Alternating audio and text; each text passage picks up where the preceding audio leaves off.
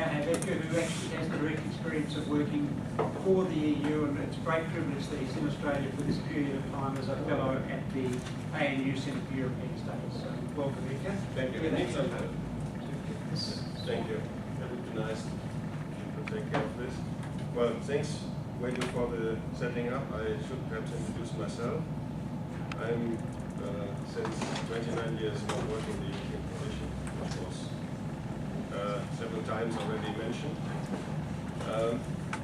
I have the pleasure to work now in the ANU for about 2 semesters, and I'm available for questions also which are related to my activity in Brussels. So don't necessarily limit your questions to presentation, to energy and environment, but also feel free to ask questions on organization of the decision-making process and things like this. I should say, on energy I have been working in the past myself, but only on the infrastructure side, because on the infrastructure side, pipelines and electricity lines, there the European Union had competence.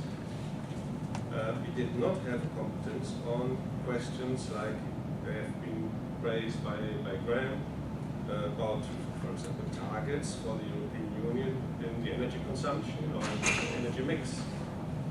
This has changed only very recently through modification of the treaty. And I think it's interesting for you to know and to read or to listen what this paragraph on the treaty says about the energy, which is very recent. It's Article 194. It says, in the context of the establishment and function of the internal market. So, internal market is the first article. And with regard for the need to preserve and improve the environment, see Graham, yeah, good presentation.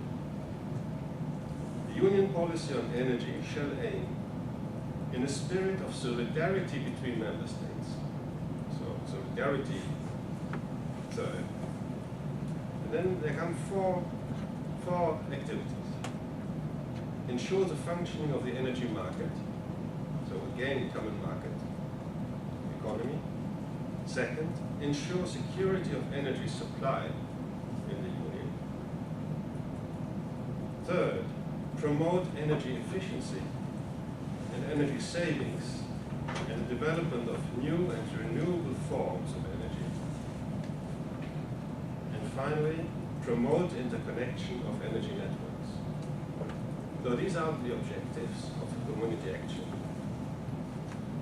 But, and there I come back to the discussion we had this morning and also yesterday, when it comes to the relationship between the European Union as an actor and member states' individual activity, it's interesting to note that whatever measures will happen on the European Union level, they shall not affect a member state's right to determine the conditions for exploiting its energy resources. So you see, there, member states preserve autonomy. Its choice between different energy sources. There's a very different situation in member states, like already mentioned. And the general structure of its energy supply. And then there's something about fiscal policy, which anyhow is separate. It's not a competence of the Union for the moment. So those who want, I have a copy of those here, can get it. I think it's a very interesting piece of how it works between the member states and the Union in the field of energy, which is very, very recent. But I say we have really made quite some good progress in this field, and worldwide I think the activities and environment and so on have been very, very prominent in the European Union. When I come to the more precise presentation, why do we deal with energy in the European Union? Why is it important action for us? And why this discussion about environment, decarbonization, has been so important in the European Union, that it has led to a European competence in this. You see a few basic figures. Energy already now is a huge factor in terms of economy, in terms of cost. We spend hundreds of billions of euro every year for the energy. We means household industry, everybody. But it presents 2.5% of the GDP now. And as you will see in the slides that are coming, this will increase. There's no doubt about the energy cost, which will go up, and in a very dramatic way. We have a very different situation between member states. We have member states who are producing most of their electricity out of nuclear power, like France. But we have in the north, we have member states relying very much on hydro. And we have other member states who have a mix. In Germany, for example, uses still a lot of coal, which is also. The EU is one of the biggest consumers of energy, 20% worldwide, I use them. But we will compete in the future more and more. It will be a scarce good to get energy. There is a clear link to the former presentation. Energy is responsible for 80% of greenhouse gas emissions. So it really makes sense to have both presentations, one next to the other, because the linkage is obvious. If you work on the energy, you can do a lot for the environment, a lot of the decarbonization. We have some calculations done, what it would need in terms to change things. And I come to the targets later on. To change things will cost a lot of money. We have calculated 1 trillion for the period up to 2020. Mostly the private sector, but also in the public sector. And obviously the share in the expenditure of companies in households will increase.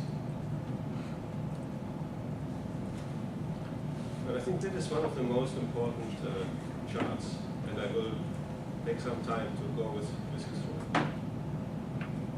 That is our anticipation, how the energy demand will increase. And you see, in 2035, China and India. And nobody really speaks about India. But for me, it's one of the countries to really look at very, very carefully what is happening. They will represent 50% of the global demand worldwide. 50%. If you take other Asia, you have nearly 2/3. So it is a huge shift compared to the situation 2010. Huge.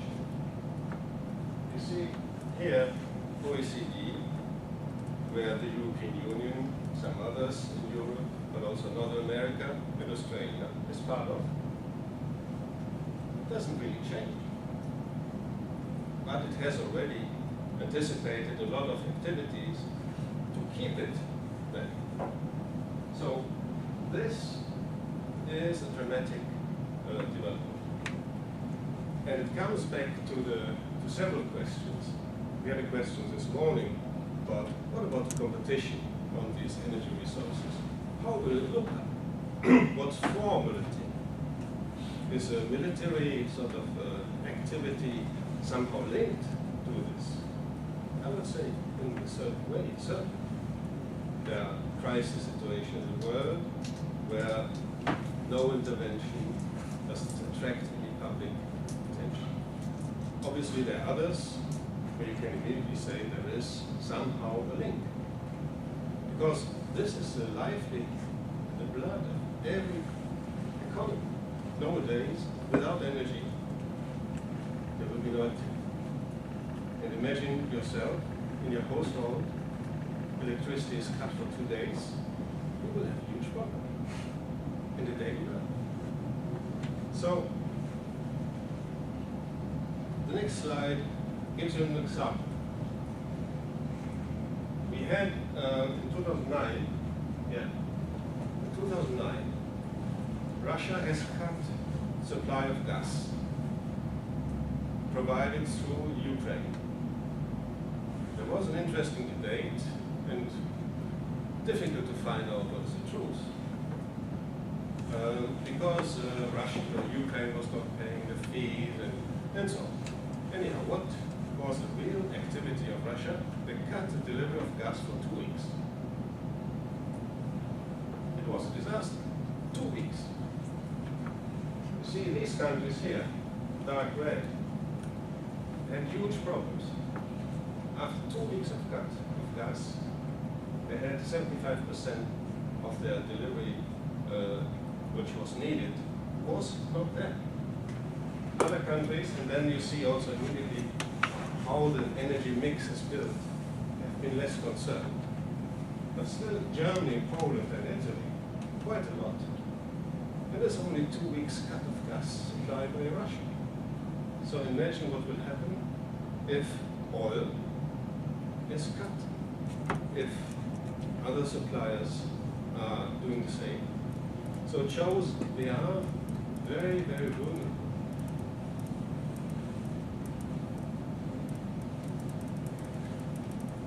The climate challenge. I will not work a lot on this because a lot of it has been said already. But what I wanted to say, in Europe we are quite conscious that we have to work heavily on this. But you see, our current policies, and I come more in detail back later on, will not help us to decrease what we have anticipated and what we are instructed by policymakers. We would like to have a gain of greenhouse gas emissions by 2050. We have to come to 20%. And what we have for the moment in place, it's, you see, as from 2010, 2011, there is a share, there's a split. We are not able to come back to the 20% target. So the need is to do something. On investment, there are huge investment needs. Just the grids needs to be replaced, the power generation can be improved and so on. Efficiency gains can be done, but it will have a huge cost, and we have calculated over 1 trillion of euro. This slide, Graham has already mentioned. We have in place the 2020 targets. It was a very difficult process. Why Australia did not do the same, I don't know. I think Europe is much more difficult than Australia in terms of energy mix, cultures, north-south, east-west, very complex. But our politicians have agreed on this 2020. And this shows you here how in the various streams we are making. We believe that the reduction of greenhouse gases by 20% is feasible in 2020. We are working on this and we think we can make it. The increase of the renewables to 20% is something which we think we can make it. We are about to make it. By the way, I understand Australia is about 5% of renewables. Just to show you where, compared to the EU, Australia is. But the reduction in energy consumption, 20% is critical. Today, we don't think we make it. So we need further action.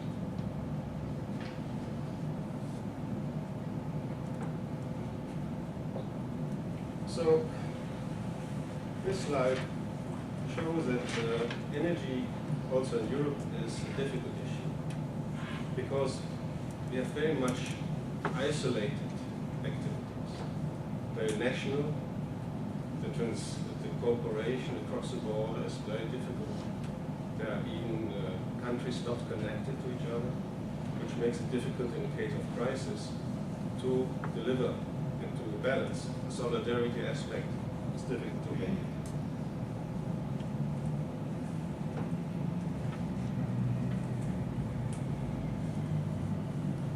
So now I come a little bit to the energy efficiency and what we are trying to do there. We have a directive in place, which is a law, which says we are doing something on the public sector. We would like to improve sort of isolation, smart metering in the billing, eco-design, eco-energy labeling measures. You know, we have this scale from A to E, what sort of energy consumption the fridge has and so on. And we would like to do something on the financing. On the integration of the markets, that is one of our main targets, to realize a really, truly European space, which means you need interconnections, you need networks which connect Spain to France and France to Germany and Poland to Germany and Austria and so on. This is something which is difficult.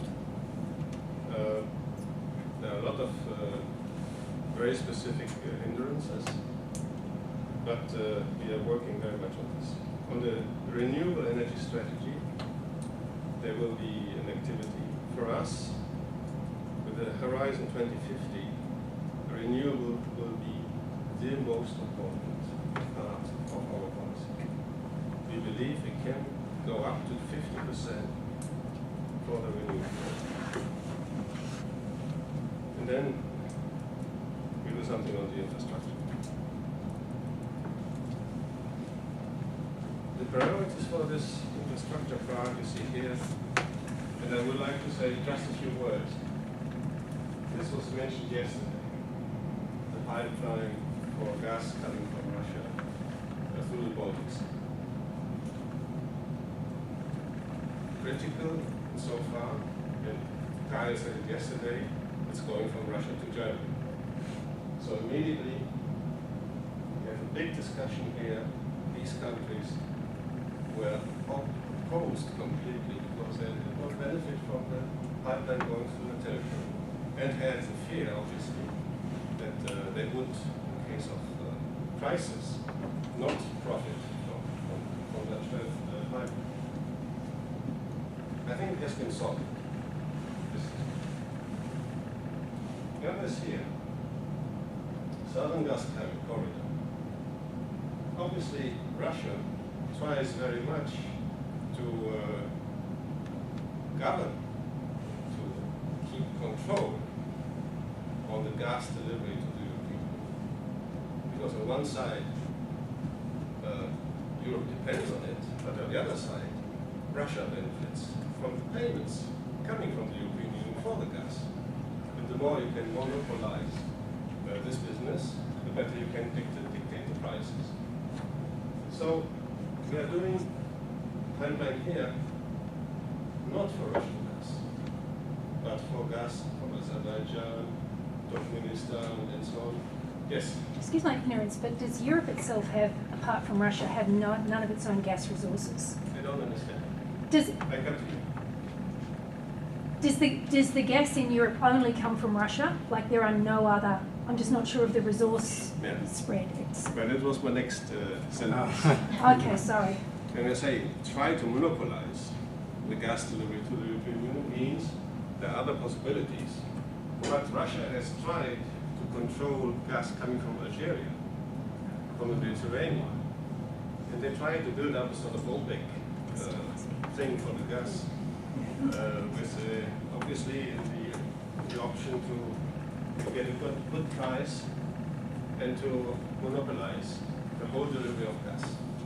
But it did not succeed, and obviously we are interested to diversify. We don't want to put all the eggs in one basket, depend only on Russia. But dependence on Russia is extremely high. That's why this corridor, what we call the Nabucco pipeline, it is of European interest, and we are heavily working on this, and it will be done. But you can imagine the opposition of Russia is very, very high. They don't like it. Safety and security. There we speak a little bit about the nuclear. Fukushima is very present in Europe, especially in Germany. Has led to the change of the energy policy in Germany from one day to another. The decision was taken to phase it out completely. Nuclear power will be phased out in Germany. It's already phasing out, but it has been decided to go much quicker and 100%.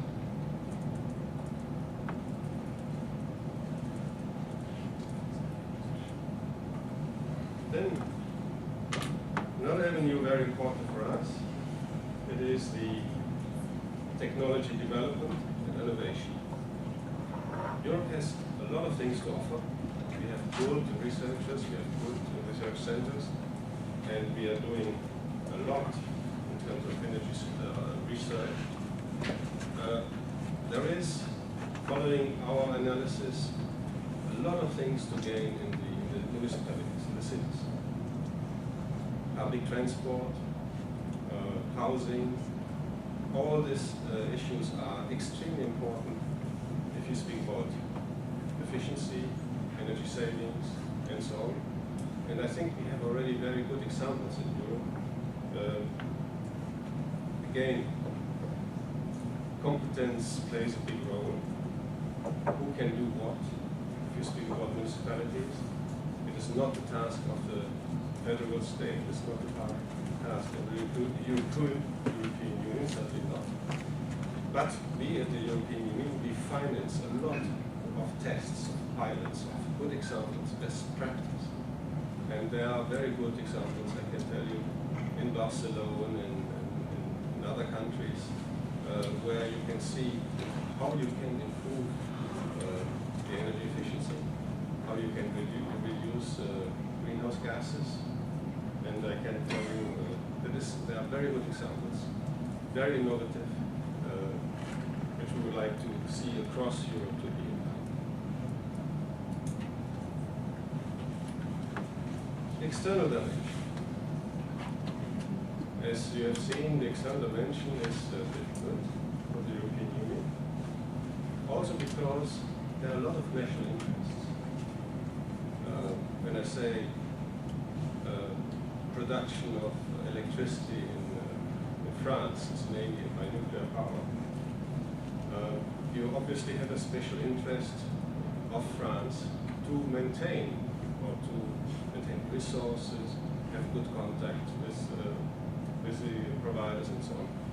Others, like Germany, has decided to phase it out completely.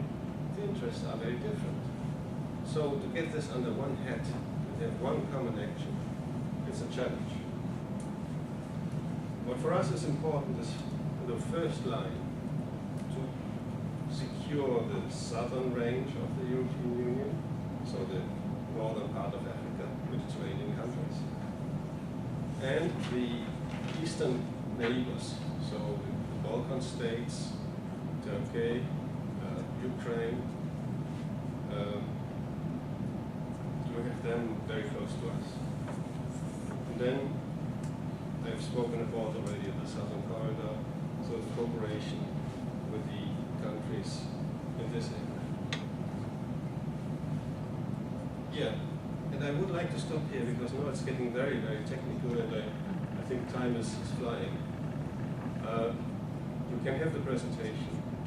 I will make it available to you, and you can see in the following that we have a very ambitious goal for 2050 to come to a sort of carbon-free economy, which is extremely ambitious, especially if you think in terms of cars, emissions from cars? What about electricity? How will it be generated? And again, from there, renewables will be at the heart of this debate. So I would like to stop here, and I see it's 1 o'clock. Be available for questions and Great. Thanks very much, Edgar.